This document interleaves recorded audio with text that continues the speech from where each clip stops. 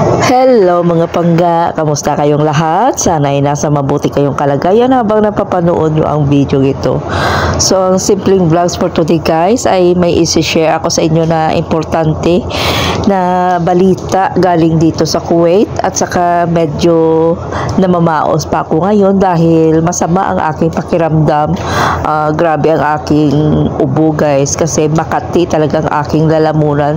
So medyo laos pa tayo at saka ilang days na hindi tayo nakapagawa ng video guys, pero ngayon ay pipilitin ko na ma-share sa inyo ang balita galing dito sa Kuwait. So actually luma na itong video ko guys, nakaraang ano pa ito na film ko, pero wala pa akong kuha na mag voice over. So ngayon pipilitin ko na mag voice over. So diretso na tayo sa ating topic ko guys. Ay if you remember 8 months yung kaso na ito ni Kabayan na gumimbal sa Filipino community dito sa Middle East, especially dito sa Kuwait, yung paggurgur niya sa kanyang alaga na 1 year and a half na nilagay niya sa washing machine.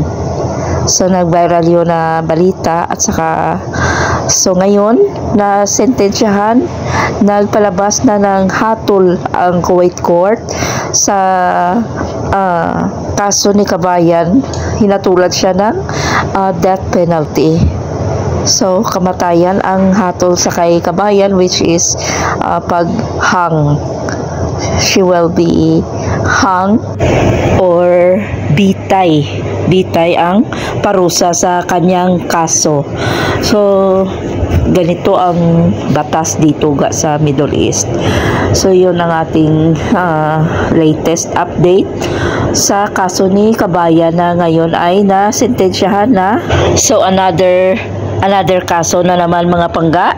If you remember, kasi ngayon guys, sunod-sunod ang mga sunod-sunod kasi ang kanilang paglabas ng sentensya sa kaso ng ating dalawang kabayan dito. So this case naman guys ay another case naman ito guys. If you remember, na vlog ko ito yung isa nating kababayan na natagpuan na namatay at saka inilibing sa garden. If you remember that guys, 7 months or 8 months ago, I made this video. So itong kabayan natin na nawala for 2 months at saka kung hindi pa nagsalita ang kapatid ng kanyang amo na nagsumbong sa pulis dahil siya ay nakonsensya na tagpuan at nalaman na ang ating kabayan ay pinaslang o kinurgor pala ng kanyang amo at saka inilibing sa garden. So naglabas ang korte dito sa Kuwait ng parusa or sentensya sa kanyang employer, and alam nyo ang sentensya sa kanyang employer is only 14 years of imprisonment. So yun ang sentensya sa kanyang amo. O diba? Grabe ka unfair ang kwanta, no? So si kabayan natin ay kinawawa, pinatay, at saka nilibing sa garden. So ang sentensya ng korte sa kanyang employer is only 14 years of imprisonment. So yun ang ito yan ang aking mababahagi ko sa inyo guys na mga resulta ng mga kaganapan, mga kaso na nangyari dito sa Kuwait.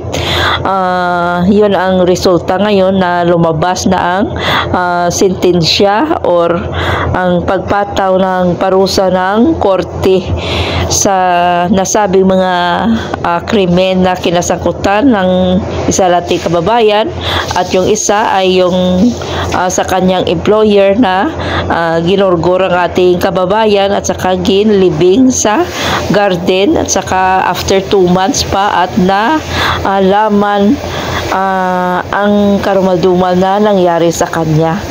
So dito na portion ga ay naglalaba pala ako dito ng damit ni Baba ga o tatay ng aking amo.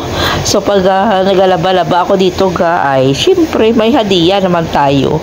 So itong aking mga simpleng kaganapan sa inyo guys, nag-try lang ako nga mag voice over kasi na mamaos pa ako guys kasi ang aking inuubo talaga ako ngayon. So salamat sa panonood mga pangga, and mag-ingat tayong lahat. Medyo cool down na dito ang temperature natin guys, no, kasi paparating na ang taglamig. Paparating na ang taglamig dito sa ating kaharian sa Kuwait. So salamat sa panonood mga pangga. At saka mag-ingat tayong lahat. Ingatan natin ang ating kalusugan dahil ang ating kalusugan ay yun ng ating puhunan sa araw-araw natin na pakikipaglaban sa ating hamon sa buhay dito sa labas. So salamat sa panonood guys, and see you again on my next vlog. Ingat at saka ingatan natin ang ating mental health at saka ang ating kalusugan. Importante na ingatan din natin, no? Ngayon ga ay medyo masama pa ang aking pakiramdam kasi ilang days ako na talagang inuubo ako ng bongga. So salamat sa panonood, and see you again on my next vlog. Have a great day or have a great night everyone. Mag-ingat-ingat tayo lahat. God bless.